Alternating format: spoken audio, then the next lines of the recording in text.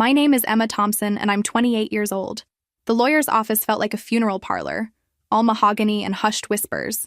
My father sat rigid beside my mother, his jaw clenched so tight I could hear his teeth grinding. My brother Michael slouched in his chair, already counting millions in his head, though he looked thinner than usual and kept checking his phone nervously. Where are you watching from today? Drop your location in the comments below and hit that like and subscribe button if you've ever felt completely overlooked by your own family. You'll definitely want to stick around for what happened next. Let me paint you the picture. There we were, the Thompson family, gathered for Grandpa James's will reading. The old man had died 6 months ago, and honestly, he was the only person in that room who'd ever made me feel like I mattered.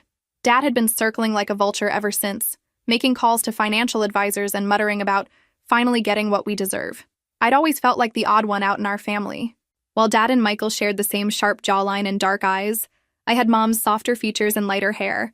Grandpa used to say I looked exactly like his sister Margaret had at my age, though I'd never met her since she'd died long before I was born. Mr. Brennan, our family lawyer for 30 years, cleared his throat. The moment had arrived. James Thompson built quite an empire over his lifetime, he began. Thompson Industries, real estate holdings across 4 states, mineral rights, investment portfolios, and various trusts. The total estate value is approximately $187 million. The room fell silent. Even Dad, who'd thought he knew the extent of Grandpa's wealth, looked stunned. Michael's phone slipped from his fingers. To my son Richard, Mr. Brennan continued, I leave the sum of $5 million, with hopes he'll finally learn fiscal responsibility. Dad's face darkened, but he stayed silent. Mom got her jewelry collection and the summer house, worth about $8 million total. Then came the big moment. To my grandson, Michael Thompson, I bequeath $33 million, trusting he will use this wisely to build his future.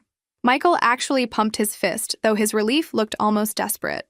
I'd noticed he'd been avoiding family gatherings lately, and when he did show up, he seemed distracted and anxious. All eyes turned to me. The family afterthought.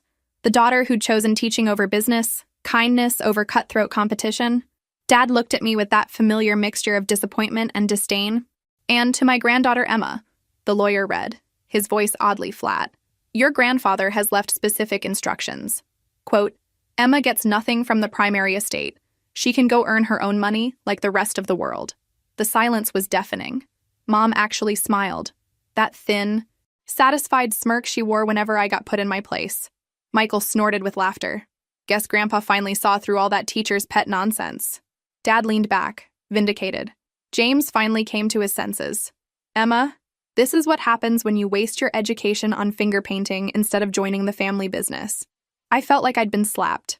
After everything, all those afternoons with Grandpa, listening to his stories, helping with his medications when everyone else was too busy, this is how it ended? But Mr. Brennan was still sitting, still shuffling papers. He cleared his throat again. However, there is one more item. He produced a thick manila envelope, sealed with red wax. Your grandfather left instructions that this envelope was to be opened only after the primary will reading and only in Emma's presence. Dad's expression faltered. What envelope? There was never mention of any envelope. What came next changed everything. The room fell silent as Mr. Brennan broke the seal on that mysterious envelope. His eyes widened as he read, and I watched his professional composure crack slightly. My father shifted nervously. For the first time since we'd arrived, he looked genuinely concerned. This is a separate codicil to the will, Mr. Brennan announced carefully. Written entirely in Mr. James Thompson's hand and properly witnessed. He looked directly at me. Emma, your grandfather has left you something quite different from what we just discussed. I could feel my family's eyes boring into me, but something in the lawyer's tone made me sit up straighter. The kindergarten teacher they'd dismissed was about to discover that Grandpa James had seen something in me that no one else had. My dearest Emma, Mr. Brennan began reading, if you're hearing this, it means you've witnessed your family's true colors. I'm sorry for that theatrical display, but I needed them to reveal themselves before you learned the truth. Dad's face was turning red. What truth? What is this nonsense? The lawyer continued. Emma, you visit me without wanting something. You ask about my day, my health, my memories. You inherited your great-aunt Margaret's kindness along with her green eyes and gentle nature. My throat tightened. I'd always wondered why I looked so different from Dad and Michael. Now, pieces were starting to fit together in ways I hadn't expected. Therefore, I am leaving Emma Thompson 51% controlling interest in Thompson Industries, effective immediately upon my death.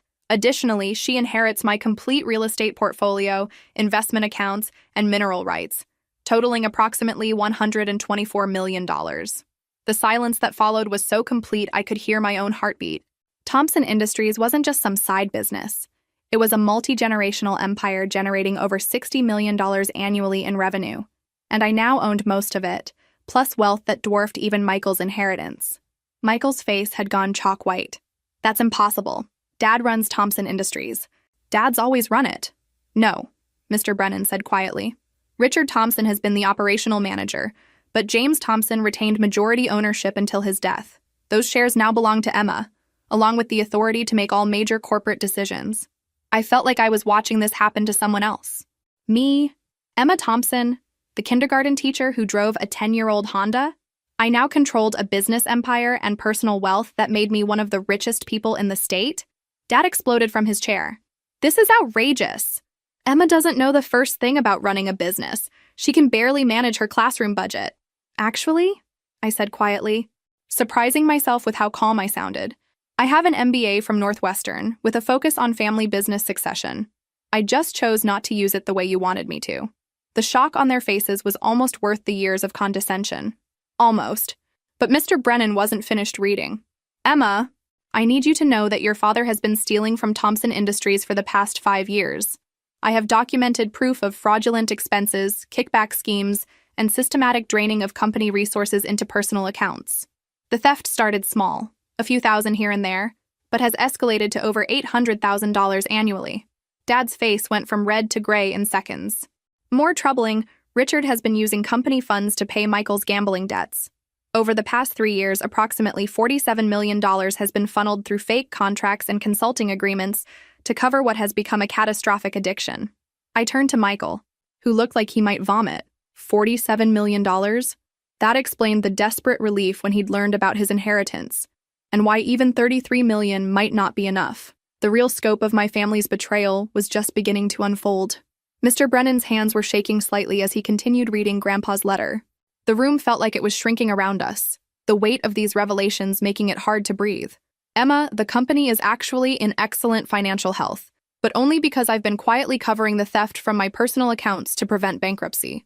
I couldn't let 4 generations of Thompson work be destroyed by Richard's desperation and Michael's sickness. I looked at Michael, who was staring at his hands like they held answers. Michael, is this true? $47 million? His voice was barely a whisper. The people I owe, they're not the kind who accept payment plans. They made it clear what happens if I don't pay. He touched his ribs unconsciously, and I noticed what looked like fading bruises on his wrists. Dad was trying to save my life. Suddenly his weight loss, the nervous phone checking, the desperate relief at his inheritance all made horrible sense. He wasn't just a gambling addict. He was a man running from people who would kill him if he couldn't pay. How much do you still owe? I asked quietly. Michael's voice broke. With interest and penalties, about $52 million. The inheritance covers most of it, but not all. And they want it within 60 days or... He didn't finish, but the implication hung in the air. My brother was facing death if he couldn't come up with nearly $20 million more. Dad found his voice. Emma, you have to understand. I never meant for it to go this far. It started with small loans from petty cash to help Michael through rough patches. But the debts kept growing, and these people don't negotiate. Emma, Mr. Brennan continued reading, I'm leaving you these assets because you're the only Thompson I trust to restore our family's honor. But I'm also giving you a choice. The company is yours to run, sell, or restructure as you see fit. However, I have one request. Here comes the catch, I thought. There's always a catch. If you choose to take control of Thompson Industries, you must decide what to do about Richard's employment. The evidence of his crimes is in Safety Deposit Box 447 at First National Bank. The key is taped under the bottom drawer of my desk. But remember, sometimes the right choice isn't the easy choice, and family loyalty must be balanced against justice and responsibility. The room erupted. Dad was shouting about impossible situations and desperate measures. Mom was crying. Whether from shame or terror, I couldn't tell. Michael was just staring at me with the look of a drowning man watching his last lifeline. And me? I was calculating. The kindergarten teacher they'd dismissed was running numbers in her head and realizing the magnitude of what I'd inherited. Not just wealth and power, but the responsibility for my family's survival. There's one final part, Mr. Brennan said, raising his voice. The room fell silent. Emma, I've also discovered that you've been receiving financial assistance through the Education Foundation for the past 6 years, $200 monthly to supplement your teaching income. This came from a trust I established because I wanted you to be able to follow your passion without financial stress while I prepared you for this moment. That explained so much. The teaching fellowship that had allowed me to live comfortably on a teacher's salary, to focus on my students instead of worrying about rent money. Grandpa had been supporting and preparing me for years without my knowledge. I looked around the room at my family, the people who'd spent 28 years making me feel worthless. Dad, who'd stolen millions to save his son's life. Michael, who was facing murder if I didn't help him. Mom, who looked genuinely terrified for the first time I could remember. They needed me now. The question was, what was I going to do about it? Have you ever been in a situation where family loyalty conflicted with doing what's right? Share your thoughts in the comments below. And don't forget to like and subscribe if this story is resonating with you. The car ride home was thick with tension. Dad gripped the steering wheel like it was the only thing keeping him anchored to reality, while Mom alternated between nervous glances at me and worried whispers to him. Michael had taken his own car, probably to make more desperate phone calls to whoever was threatening his life. But I had the key to Grandpa's safety deposit box in my purse. And for the first time in my adult life, I held all the cards. We pulled into my parents' circular driveway. The sprawling colonial looked different now that I knew it was probably paid for with stolen money. Everything looked different when you understood the real cost. "Emma, we need to talk," Dad said as we walked toward the house. His voice had taken on that carefully controlled tone he used when he was barely holding it together. "This situation is obviously complex." "Complex," I repeated, following them into the living room. "That's one word for systematic embezzlement and fraud." Mom perched on the sofa edge like she might need to run at any moment. "Sweetheart, you have to understand. We weren't stealing for ourselves. This was about saving Michael's life. I understand that Dad was stealing $800,000 a year for 5 years. That's $4 million, Mom. Even if all of it went to Michael's debts, that's still theft." Dad leaned forward, switching to his negotiating voice. "Emma, be reasonable. You don't want the stress of running a major corporation. The board meetings, financial decisions, personnel management. It's not for you. Why don't we work out an arrangement where you maintain ownership but I continue operations?" I almost laughed. "You mean continue the operations that have included systematic theft and fraud? Those were extraordinary circumstances," he said desperately. "With Michael's situation resolved, that would never happen again." "Dad, the people threatening Michael aren't going away just because he pays them. Gambling addicts with mob connections don't just walk away clean. Even if he pays the $52 million, what happens the next time he falls back into old patterns?" The room fell silent. It was the question no one wanted to ask, but everyone was thinking. Michael walked in at that moment, his phone pressed to his ear. "I understand. 60 days. Yes, sir. Thank you for the extension." He ended the call and looked at us with hollow eyes. "They're giving me 60 days to come up with the full amount. If I'm even 1 day late?" "How much are you actually short?" I asked directly. $19.7 million, he said quietly. "I can liquidate some of the inheritance immediately, but not enough." I pulled out my phone and did quick calculations. "Michael, if I loan you $20 million against your future inheritance distribution, you can pay off these debts completely. But there would be conditions." Hope flickered in his eyes for the first time since the will reading. "What conditions?" "You enter a residential treatment program for gambling addiction. Minimum 1 year, possibly longer depending on professional recommendation. You surrender control of your remaining inheritance to a trust managed by independent financial advisors. And you have no involvement with Thompson Industries until you can prove 5 years of recovery." "Emma," Mom said, "don't you think that's a bit harsh?" "Mom, what's harsh is letting him spiral back into addiction and putting the entire family through this again. What's harsh is letting Dad continue stealing from his own father's company to enable destructive behavior." Dad's face flushed. "So what about me? What about 25 years of building this company?" "You mean 25 years of managing the company while Grandpa built it, followed by 5 years of robbing it to cover your mistakes?" The accusation hung in the air between us. Dad looked older than I'd ever seen him, the weight of his choices finally visible in the lines around his eyes. "Tomorrow," I announced, "I'm going to the bank to examine everything in that safety deposit box. Then I'm calling an emergency board meeting to discuss Thompson Industries' future." "Emma, please," Dad said, and for the first time in my life, I heard genuine fear in his voice. "This company is everything to me. Without it, I'm nothing." I looked at my father, this man who'd raised me but never quite accepted me, who'd stolen millions but claimed it was for family, and felt something I'd never experienced before. Not anger, not hurt, but a profound sense of responsibility. Dad, you're not nothing, but you're also not the man I thought you were. Tomorrow, we'll figure out what comes next. The next morning, I stood in front of First National Bank 30 minutes before they opened, watching the morning rush hour traffic and trying to process how my life had changed in less than 24 hours. Mrs. Chen, my principal, had been understanding when I called to request emergency family leave, though she had no idea her kindergarten teacher was now one of the wealthiest people in the city. The safety deposit box area felt like a vault in more ways than one, all steel and fluorescent lighting and the weight of secrets about to be revealed. Box 447 was larger than I'd expected, and when I turned Grandpa's key, I understood why. The box contained 6 thick folders, each meticulously organized in Grandpa's precise handwriting. The first folder, labeled Richard's Financial Crimes, contained 5 years of documentation that turned my stomach. Dad's theft had started small, a few $1,000s disguised as client entertainment, but had escalated systematically as Michael's debts grew larger and more dangerous. The second folder, Michael's Creditors, contained correspondence that read like something from a crime thriller. These weren't casino debts or sportsbook losses. Michael had borrowed from organized crime figures who charged interest rates that would make loan sharks blush. The threats in the later letters were graphic and specific about what would happen if payments stopped. But it was the third folder that made my hands shake. Thompson Industries' true financial status. The company wasn't just profitable, it was extraordinarily successful. Annual revenue had grown from $40 million to $62 million over the past 5 years, despite Dad's theft. Without the constant drain of stolen funds, Thompson Industries should have been generating massive profits and growing exponentially. The fourth folder contained something I hadn't expected. Emma's preparation. Inside were copies of every academic paper I'd written in graduate school, letters of recommendation from professors, and detailed analyses of my business proposals. Grandpa had been tracking my intellectual development for years, building a file that proved I wasn't just qualified to run Thompson Industries, I was specifically educated for it. At the bottom was a handwritten note.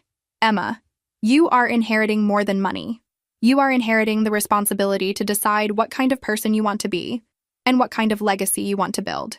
The easy choice would be to sell everything and walk away rich. The right choice is harder to see and harder to execute. Trust yourself. Grandpa James. My phone buzzed. A text from Michael. Can you meet me for lunch? I need to explain some things about the debts. It's worse than it sounded yesterday. I texted back, Starbucks on Maple Street at noon. I had 3 hours to prepare, and I intended to use every minute. First stop, Margaret Hensley's law office. I'd researched corporate attorneys online, and her reputation for protecting client interests was legendary. Exactly what I needed for what was coming. Margaret's office was intimidating by design. Glass and chrome and the kind of expensive minimalism that screamed competence. When I explained my situation and showed her copies of Grandpa's evidence, her eyes lit up with professional interest. Ms. Thompson, she said, leaning back in her leather chair, your grandfather was extremely thorough. You have documented proof of systematic embezzlement, clear legal ownership of controlling corporate interest, and, most importantly, the financial resources to either save or destroy everyone involved. I don't want to destroy my family, but I can't let this continue. Then we need to move carefully. As majority shareholder, you have the authority to terminate your father immediately, but given the complexity of the theft and the family dynamics, I'd recommend calling an emergency board meeting for early next week. That gives us time to prepare a comprehensive presentation and gives your family time to adjust to the new reality. What about Michael's situation? The people threatening him won't wait for corporate restructuring. Margaret's expression darkened. If these creditors are who I think they are based on this documentation, your brother is in genuine physical danger. The $20 million shortfall isn't just about money, it's about survival. As I left Margaret's office, I felt the weight of impossible choices settling on my shoulders. In less than a week, I'd gone from being the forgotten daughter to holding the power of life and death over my entire family. Time to hear exactly how much worse Michael's situation really was. Michael was already waiting when I arrived at Starbucks, hunched over a corner table like he was trying to disappear. The golden boy who'd sailed through life on charm and privilege looked like he'd aged 5 years in 2 days. His hands shook as he lifted his coffee cup, and I noticed he kept glancing toward the windows like he expected someone to walk in. Thanks for meeting me, he said as I sat down. I wasn't sure you would after everything. What did you need to tell me, Michael? He took a shaky breath. The debt situation is more complicated than I explained yesterday. The people I owe, they're not just taking interest and penalties. They're using my debt to launder money through Thompson Industries. My blood went cold. What do you mean? Some of those fake consulting contracts Dad created? They're being used to clean drug money and gambling profits. The people I owe have been using our family business as their personal washing machine for the past 18 months. I set down my coffee carefully, trying to process this nightmare. Michael, are you telling me that Thompson Industries is unknowingly involved in money laundering? Not unknowingly, he whispered. Dad figured it out about 6 months ago, but by then we were in too deep. They made it clear that if we tried to stop or expose them, they'd kill me and frame Dad for the whole operation. The room seemed to tilt around me. This wasn't just about gambling debts or family theft anymore. This was about organized crime and federal charges that could destroy not just my family, but every employee who worked for Thompson Industries. How much money are we talking about? They've laundered about $12 million through the company over the past year and a half. The contracts look legitimate on paper, but the consulting services never existed. It's all fake. I pulled out my phone and started taking notes. Who else knows about this? Just me and Dad. Mom suspects something, but we've kept her out of it to protect her. Michael's voice broke. I never meant for it to go this far. The gambling started as just stress relief after work. But then I was winning, and the amounts got bigger, and when I started losing, I thought I could win it back. Michael, listen to me very carefully. These people you owe, do they know about my inheritance? Do they know I now control the company? His face went pale. I may have mentioned it when I was negotiating the 60-day extension. Why? Because now they know there's a new source of money, I thought, but didn't say. Now they know they can pressure me the same way they pressured Dad. We need to get you into protective custody, I said quietly. Today, before they decide you're worth more to them as leverage against me than as a debtor. I can't hide forever, Emma. Even if I pay the $52 million, they'll want me to keep laundering money through the company. That's how these operations work. Once you're in for life unless what? Unless someone with real power decides to shut them down permanently. The implication was clear. Michael wasn't just asking me to save his life with $20 million. He was asking me to use my inheritance and corporate control to wage war against organized crime. As I walked to my car, my phone rang. Margaret Hensley. Emma, we have a problem. I've been researching Thompson Industries' recent contracts, and I found irregularities that suggest money laundering operations. We need to meet immediately. I know, I said quietly. It's even worse than you think. The kindergarten teacher who'd been dismissed as the family failure was about to discover that running a legitimate business empire might be the easy part. The hard part would be staying alive long enough to do it. Margaret Hensley's emergency Saturday meeting felt like a war council. Her conference room table was covered with financial documents, legal briefs, and what looked like surveillance photos. When I walked in, she was on the phone with someone, speaking in the clipped tones lawyers use when lives are at stake. Yes, I understand the federal implications, she was saying. We need to move fast. She hung up and looked at me with grim determination. Emma, we're not just dealing with corporate crime anymore. This is a federal case involving organized crime, money laundering, and potentially racketeering charges. I sank into the leather chair across from her desk. How bad is it? Thompson Industries has been used to launder approximately $12 million over 18 months. That's enough to trigger RICO statutes, which means everyone associated with the company, including you as the new owner, could face criminal liability unless we act immediately. What do you mean? Act immediately? Margaret pulled out a thick folder. I've been in contact with the FBI's Financial Crimes Division. They've been investigating the crime family that's been using your company, and they're willing to offer immunity to your family in exchange for cooperation. My hands started shaking. FBI? Michael told me about the money laundering this morning, but I didn't realize it was already under federal investigation. Your brother's creditors aren't just loan sharks, Emma. They're part of the Marconi family, one of the most sophisticated organized crime operations on the East Coast. The FBI has been trying to penetrate their money laundering network for 3 years. She opened the folder and showed me surveillance photos of men in expensive suits entering and leaving Thompson Industries offices. These photos were taken over the past 6 months. Do you recognize any of these people? I studied the images. One face looked familiar, a man I'd seen at company parties, someone Dad had introduced as a new client. Another photo showed the same man shaking hands with Michael outside a restaurant. This one, I pointed to the familiar face. Dad introduced him as Tony Romano, said he was interested in our manufacturing services. Anthony Romano is Vincent Marconi's nephew and the family's primary money laundering coordinator. If he's been meeting with your father and brother regularly, then Thompson Industries isn't just accidentally involved. It's been specifically targeted as a front operation. The room felt like it was spinning. In less than a week, I'd gone from kindergarten teacher to unwilling heir to potential federal defendant in an organized crime case. What exactly does the FBI want from us? Margaret pulled out another document. Complete cooperation. Your father and Michael would wear recording devices to document how the laundering operation works. You would maintain normal business operations while allowing federal agents to monitor all financial transactions. And most importantly, you'd help them arrange a meeting with Vincent Marconi himself. A meeting? Why would Vincent Marconi want to meet with me? Because you now control 51% of their money laundering operation. Because your brother owes them $52 million that they expect you to pay. And because they need to know whether the new owner of Thompson Industries is going to be cooperative or problematic. I felt sick. And if I refuse to cooperate with the FBI, then you, your father, and your brother will likely be indicted on federal racketeering charges within 6 months. Even if you're eventually acquitted, the legal fees and reputational damage would destroy Thompson Industries and bankrupt your family. And if I do cooperate, then you help the FBI take down one of the most dangerous crime families on the East Coast, save your family from federal prosecution, and inherit a clean company worth over $100 million. She made it sound simple, but I knew better. People who testified against the Marconi family didn't just walk away clean. They either entered witness protection or ended up dead. How long do I have to decide? The FBI needs an answer by Monday morning. Vincent Marconi's people are expecting to meet with you next week to discuss future business arrangements. If you're going to wear a wire to that meeting, we need to start preparation immediately. As I left Margaret's office, my phone buzzed with a text from an unknown number.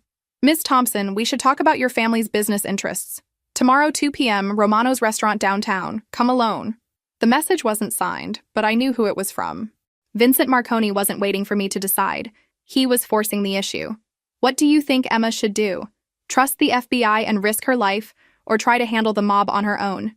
Drop your predictions in the comments below. I called Margaret immediately after receiving the text. Within an hour, I was back in her office with 2 FBI agents who looked like they'd stepped out of a crime thriller. Serious faces, dark suits, and the kind of quiet intensity that suggested they'd seen things most people couldn't imagine. Special Agent Sarah Chen introduced herself and her partner, Agent Rodriguez. Ms. Thompson, we've been monitoring the Marconi family's operations for 36 months. Your family's situation gives us an unprecedented opportunity to penetrate their inner circle. What you're asking me to do could get me killed, I said bluntly. Agent Rodriguez nodded. We won't lie to you. There are risks. But Vincent Marconi isn't going to simply forgive your brother's debts and walk away from a profitable laundering operation. Whether you cooperate with us or not, you're already in danger. What kind of danger? Agent Chen opened a tablet and showed me surveillance footage. This was taken yesterday afternoon. The video showed Michael walking to his car, completely unaware of the black sedan following him. Your brother is being watched constantly. These people don't make idle threats. I studied the footage, my stomach knotting with fear and anger. What about protective custody? We can offer temporary protection, but not indefinitely. The only permanent solution is to neutralize the threat by building a case strong enough to dismantle their operation entirely. Margaret leaned forward. Emma, there's something else. Thompson Industries' legitimate business could be incredibly valuable to law enforcement ongoing investigations. With your cooperation, we can turn the company into a controlled asset that helps us monitor and document organized crime financial networks. You want me to run a fake business? No, Agent Chen said firmly. We want you to run a real business that also happens to provide intelligence about criminal activities. Thompson Industries would continue operating normally, generating profits and employing people. But we'd also use it to track money laundering patterns and identify other businesses involved in organized crime. I walked to the window, looking out at the city where I'd grown up feeling invisible and unimportant.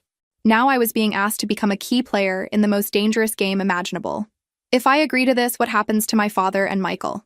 Your father would face state charges for embezzlement, but we'd recommend minimum sentencing in exchange for cooperation.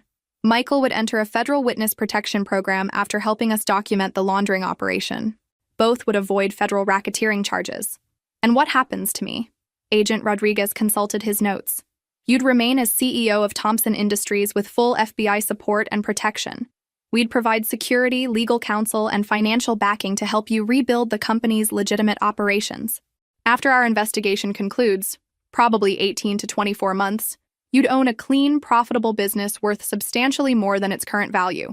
The offer was tempting, but I wasn't naive about the costs. What about my safety during those 18 to 24 months? We'd provide covert protection and surveillance. You'd wear recording devices during meetings with crime family members, and we'd give you training in personal security and threat recognition. My phone buzzed with another text from the unknown number. Looking forward to our conversation tomorrow. Your family's future depends on it. Margaret showed the message to the FBI agents. Agent Chen's expression darkened. That's Vincent Marconi's personal phone number. He doesn't usually communicate directly with assets until he's ready to make them permanent parts of his operation. Or eliminate them, Agent Rodriguez added quietly. I sat down heavily, feeling the weight of impossible choices settling on my shoulders. 24 hours ago, my biggest concern had been whether to help my gambling-addicted brother pay his debts. Now I was facing a choice between federal prosecution or becoming an undercover asset in a war against organized crime. What exactly would happen at tomorrow's meeting? Agent Chen pulled out what looked like a small button. If you agree to cooperate, you'd wear this recording device. We'd have agents positioned around the restaurant and a team monitoring the conversation in real time. Your job would be to act like a nervous new business owner trying to understand what these people want from Thompson Industries. Which is basically what I am, I said with bitter humor. Exactly. The best cover stories are the ones closest to truth. I thought about my kindergarten students, about the simple world I'd inhabited just a week ago where the biggest drama was playground arguments and parent conferences. That world felt like another lifetime. I need to talk to my family before I decide anything. Emma, Margaret said gently, whatever you choose, you need to choose quickly. Vincent Marconi isn't the kind of man who tolerates delay or indecision. As I drove home, I realized that the scared little girl who'd always felt powerless was about to discover what real power meant, and whether she had the courage to use it. The family meeting that evening felt like a funeral. Dad sat in his leather recliner looking like he'd aged 10 years in a week, while Mom paced nervously by the windows. Michael was curled in the corner of the sofa, constantly checking his phone for threats that might be coming. We need to discuss our options, I began, setting down the FBI documents on the coffee table. And we need to be completely honest with each other for the first time in years. Dad looked up with hollow eyes. What options? We're trapped, Emma. These people don't negotiate. They own you, or they eliminate you. Tell me exactly how this started, Dad. Not the sanitized version. The truth. He was quiet for a long moment, then began speaking in a voice I'd never heard before. Defeated, ashamed, utterly broken. It started 3 years ago when Michael's gambling debts hit $2 million. I thought I could borrow from company accounts temporarily, pay back the money within a few months. But the debts kept growing, Michael added quietly. Every time I promised to stop, something would happen. A sure bet, a hot tip, a system that couldn't lose. I kept thinking the next big win would solve everything. Mom sat down heavily. I knew something was wrong, but every time I asked questions, you both told me it was just business stress. I should have pushed harder. Mom, they were protecting you, I said. If you'd known about the money laundering, you'd be facing federal charges too. Dad's head snapped up. Money laundering? How do you know about that? I explained my meetings with Margaret and the FBI, watching their faces cycle through shock, fear, and something that might have been relief. When I finished, the room was silent except for the ticking of Mom's grandmother clock. So our choices are prison or becoming FBI informants? Michael asked. Or we try to handle this ourselves and probably end up dead, I replied bluntly. Vincent Marconi isn't going to let us walk away from a $12 million laundering operation just because we ask nicely. Dad leaned forward. Emma, you don't understand how dangerous these people are. I've been in meetings with Vincent's nephew, Tony. They talk about violence like normal people discuss the weather. They've shown me photos of people who tried to cross them. Which is why we need federal protection. Dad, you and Michael would testify about how the laundering operation works, help the FBI build their case, and then enter witness protection if necessary. What about you? Mom asked. What would you do? I took a deep breath, still not entirely believing what I was about to say. I'd stay and run Thompson Industries as an FBI asset, help them monitor criminal activity while rebuilding the company's legitimate operations. The room erupted. Dad was shouting about the insanity of putting me in danger. Mom was crying and begging me to just sell everything and run. Michael was apologizing over and over for dragging the family into this nightmare. But underneath their panic, I could see something else. Hope. For the first time since this crisis began, we had a plan that didn't end with someone dead or in prison. There's something else, I continued when they'd calmed down. The FBI thinks Thompson Industries could be worth over $200 million once it's free from criminal involvement. The legitimate business has been incredibly profitable despite the theft and laundering. If we cooperate and survive the investigation, we'd emerge with a clean, valuable company.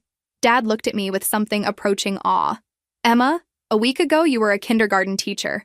Now you're talking about running a major corporation while working undercover for the FBI.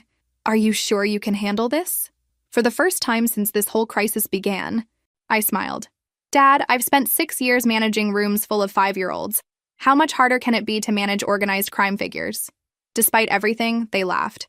It felt good to remember we were still a family, even if we were a family in crisis. So we're really doing this?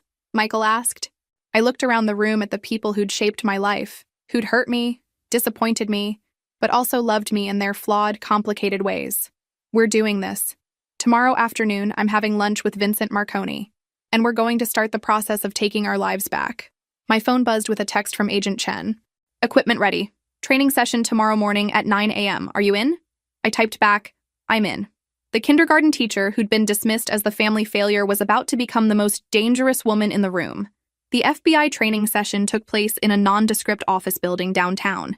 Agent Chen led me through a crash course in wearing recording devices, recognizing danger signals, and how to exit a conversation if things went wrong. The recording device itself was smaller than a shirt button and virtually undetectable. Remember, Agent Rodriguez explained, your goal isn't to get Vincent to confess to specific crimes. We just need him talking about the business relationship with Thompson Industries. Let him do most of the talking. Criminals love to explain how smart they are. What if he asks direct questions about continuing the money laundering?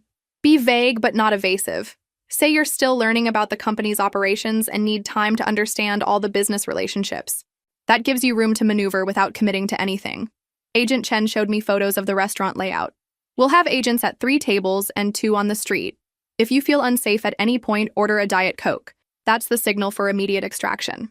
At 1:45 p.m., I walked into Romano's restaurant wearing a conservative business suit and the kind of nervous energy that didn't require acting.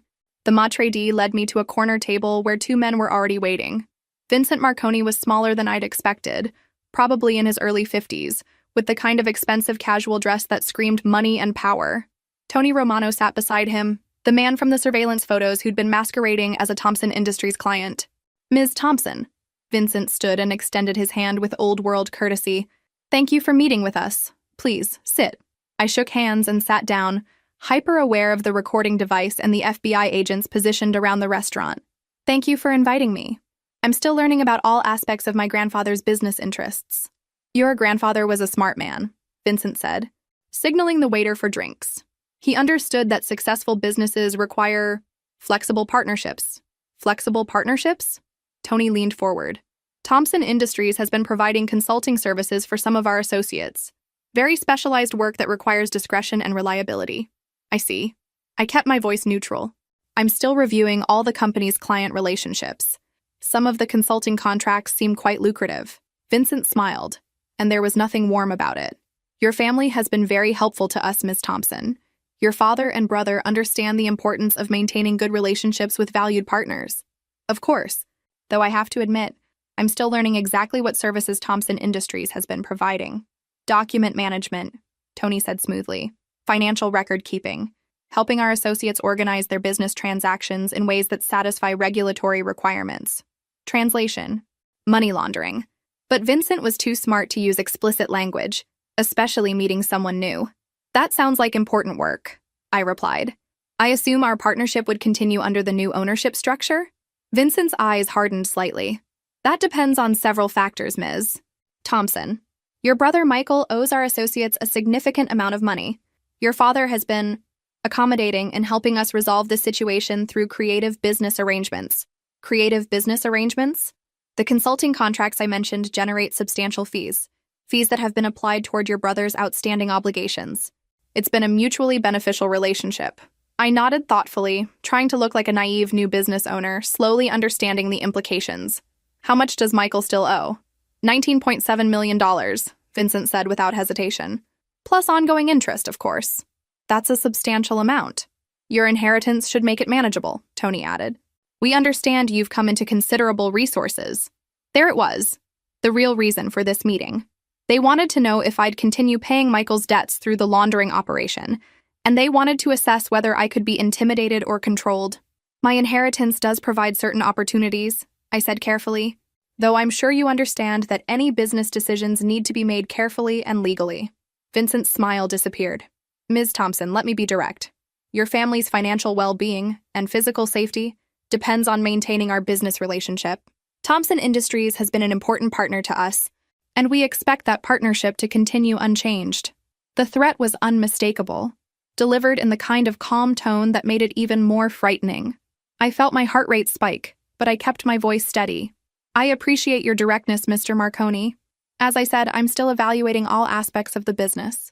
These are significant decisions that require careful consideration. Of course, he replied, but his tone suggested that my consideration period would be brief and that the conclusion was predetermined. The meeting continued for another 20 minutes, with Vincent and Tony providing just enough detail about the money laundering operation to give the FBI everything they needed while making it clear that my cooperation wasn't optional. As we prepared to leave, Vincent placed his hand on my arm, a gesture that looked friendly but felt like a threat. Ms. Thompson, I look forward to a long and profitable relationship. Your family's future depends on it. Walking out of that restaurant, I realized I'd just crossed a line I could never uncross. The kindergarten teacher was gone forever, replaced by someone I didn't entirely recognize, someone capable of smiling at dangerous men while secretly recording evidence that could send them to prison for life. The debriefing session at the FBI office stretched past midnight. Agents Chen and Rodriguez had listened to the recording 3 times, taking notes and exchanging looks that suggested the meeting had gone even better than they'd hoped. Vincent gave us everything we need for money laundering charges, Agent Chen said, reviewing her notes. He explicitly described using Thompson Industries to organize business transactions and satisfy regulatory requirements. That's textbook laundering language. More importantly, Agent Rodriguez added, he made direct threats against your family's safety if you don't continue the arrangement. That gives us extortion and racketeering charges. Margaret Hensley had joined us for the debriefing, and she looked both impressed and concerned. Emma, you handled that beautifully. You got him talking without seeming to push for information. What happens next? I asked, exhaustion finally setting in. We start building the case, Agent Chen replied. Your father and Michael will need to provide detailed testimony about how the laundering operation was established. We'll need documentation of every fake contract and every dollar that was moved. And then we wait for Vincent to make his next move. Based on that meeting, he's expecting you to formalize the arrangement within the next few weeks. When you don't, he'll escalate pressure, probably through more direct threats or by having his people show up at Thompson Industries. The thought of Vincent Marconi's men walking into the company offices, intimidating employees and potentially endangering innocent people, made my blood boil. How do we protect the company's legitimate employees? We increase security and surveillance, Agent Rodriguez said, and we move as quickly as possible to arrest the key players before they can retaliate. Margaret pulled out her legal pad. Emma, there's another issue we need to discuss. As CEO, you'll need to address the board of directors about the company's situation. They have a right to know that Thompson Industries has been unknowingly involved in criminal activity. The thought of facing the board with this information was terrifying. These were people who'd known me since childhood, who'd watched my father build his reputation over decades. Now I'd have to tell them he'd been systematically stealing from the company and enabling money laundering operations. What exactly do I tell them? The truth, Margaret said simply. That the previous management engaged in financial crimes, that you've discovered evidence of money laundering, and that you're cooperating with federal law enforcement to clean up the company's operations. Agent Chen leaned forward. Emma, we understand this is overwhelming. You've gone from inheriting a company to becoming a key witness in a federal organized crime investigation. But what you're doing could help us dismantle one of the most dangerous criminal enterprises on the East Coast. And if something goes wrong, if Vincent figures out I'm wearing a wire or decides I'm too dangerous to keep alive, the room fell silent. Finally, Agent Rodriguez spoke. We won't lie to you. There are risks. But Vincent Marconi has killed people for smaller reasons than what your family has already done. Cooperation is your best chance, maybe your only chance, of surviving this. I thought about my kindergarten students, about the simple world I'd inhabited just 2 weeks ago. That Emma Thompson felt like a character from someone else's life story. When is the next phase? Vincent will probably contact you within the week, Agent Chen said. He'll want to formalize the arrangement, specific contracts, payment schedules, maybe introduce you to other people in his organization. Each contact gives us more evidence and brings us closer to having enough for arrests. How many more meetings like today? Probably 3 or 4 over the next 2 months. Then we'll have enough evidence to move against the entire Marconi organization. 2 months. 60 more days of smiling at dangerous men while recording evidence that could save or destroy my family. 60 more days of pretending to be someone I'd never imagined becoming. As I drove home at 2 a.m., I realized that the woman looking back at me from the rearview mirror wasn't the same person who'd walked into that lawyer's office 2 weeks ago. She was stronger, smarter, and infinitely more dangerous than the kindergarten teacher had ever been. The question was, would she survive long enough to find out who she was becoming? My phone buzzed with a text from the same unknown number. Pleasure meeting you today. Looking forward to our next conversation about expanding our business relationship. Vincent Marconi wasn't waiting for me to decide. He was moving forward with plans that assumed my cooperation. The next phase of this deadly game was already beginning. 6 months later, I stood in the same boardroom where this journey began, but the person facing these familiar faces was someone entirely different from the kindergarten teacher who'd once felt invisible in her own family. The morning's headlines were spread across the conference table. Marconi crime family. Dismantled in federal raids. Thompson Industries CEO helps FBI break money laundering ring. And from teacher to undercover asset, the Emma Thompson story. The board members filing in looked at me with expressions ranging from awe to concern to genuine pride. These weren't just corporate colleagues anymore. They were partners who'd watched me transform their company from a criminal front into something clean and powerful. Good morning, everyone, I began, taking my place at the head of the table that had once seemed so intimidating. Before we review our quarterly results, I wanted to update you on the conclusion of the federal investigation. I paused, looking around the table at faces that had become genuinely familiar. Yesterday, Vincent Marconi was sentenced to 25 years in federal prison. His nephew, Tony Romano, received 15 years. The entire money laundering operation has been permanently shut down, and Thompson Industries has been officially cleared of any criminal liability. The room erupted in applause. Patricia Wells, the board member who'd watched me grow up, wiped away tears. Emma, what you've done, the courage you've shown, it's remarkable. The company is also more profitable than ever, I continued, pulling out financial reports that would have been fantasy numbers a year ago.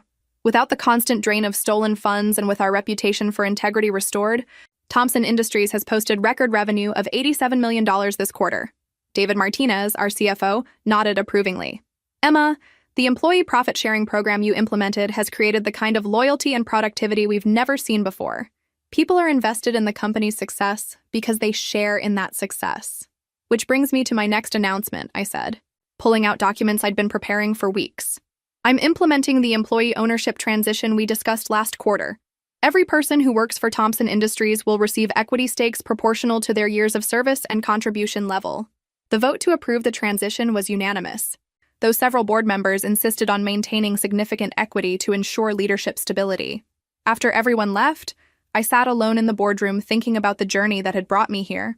A year ago, I'd been humiliated in a lawyer's office by people who thought they knew my worth. Today, I was running a company that employed over 400 people, had been featured on the cover of Fortune magazine, and was being studied by business schools as a model of ethical corporate transformation. My phone buzzed with a text from my former teaching colleague. Saw you on the news again? The kids still ask about Ms. Emma. Are you happy? I smiled, thinking about that question. Michael was 18 months clean and sober, working as a counselor in a residential treatment facility, and slowly rebuilding his relationship with money and responsibility. Dad had served 6 months in minimum security prison and was now working with Margaret's law firm, helping other family businesses identify and prevent financial crimes. Mom had started a nonprofit organization providing support for families affected by gambling addiction. We were still a family, just a different kind of family. One built on truth instead of secrets, support instead of enabling, and genuine care instead of manipulation. Outside my office window, the sun was setting over the city where I'd grown up feeling like I didn't belong anywhere. Now I belonged exactly where I was supposed to be. Not because of inherited wealth or family connections, but because I'd chosen to become the person my grandfather always believed I could be. The FBI agents had protected me through months of dangerous undercover work, but the person who'd emerged from that experience was someone I'd protected and developed myself. The scared little girl who'd been told she wasn't good enough had grown up to prove that she was better than anyone had dared to imagine. Thompson Industries had become more than just a successful business. It was proof that integrity creates stronger foundations than shortcuts, that character matters more than connections, and that sometimes the people who believe in you most are the ones who see your potential long before you recognize it yourself. If this story resonated with you, make sure to like and subscribe for more tales of people who discovered their true strength when they stopped accepting other people's definitions of their worth. Sometimes the greatest inheritance isn't money or property, it's the courage to become who you were always meant to be. James Thompson had given me more than a company or a fortune. He'd given me the gift of believing in myself, and that gift had multiplied into something beyond his wildest imagination. The kindergarten teacher they'd dismissed had become someone who could smile at organized crime figures, work undercover for the FBI, and rebuild a family business empire, all while never forgetting the values that had made her worthy of trust in the first place. The little girl who'd been told to go earn her own money had done exactly that, and in the process, she'd earned something far more valuable: the unshakable knowledge that she was exactly who she was meant to be.